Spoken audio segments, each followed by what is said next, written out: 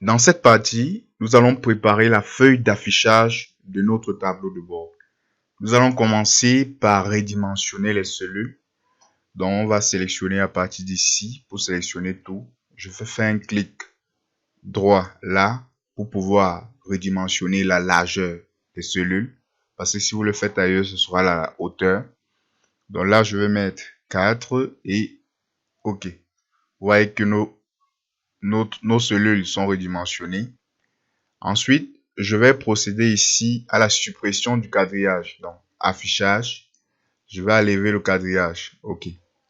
Une fois le quadrillage enlevé, je vais ici insérer l'entête de notre tableau de bord pour qu'il soit exactement comme celui-ci. Donc là, on va revenir sur notre feuille. La première des choses, on va fusionner, sélectionner et fusionner. Voilà, menu accueil, fusionner et centrer. On va remplir avec voilà cette couleur-ci. Et on va écrire à l'intérieur tableau de bord.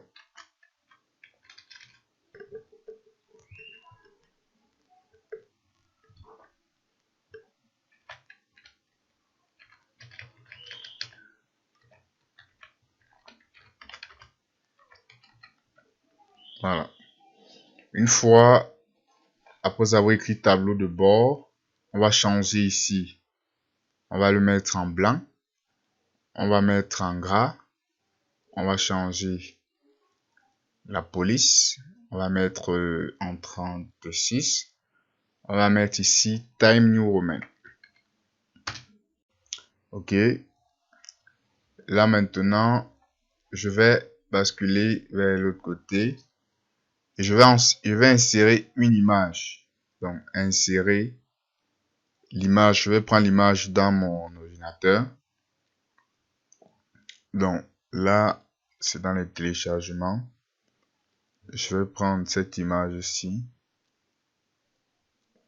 Et je vais l'adapter à partir d'ici. Donc, je sélectionne bien l'extrémité pour un redimensionnement automatique.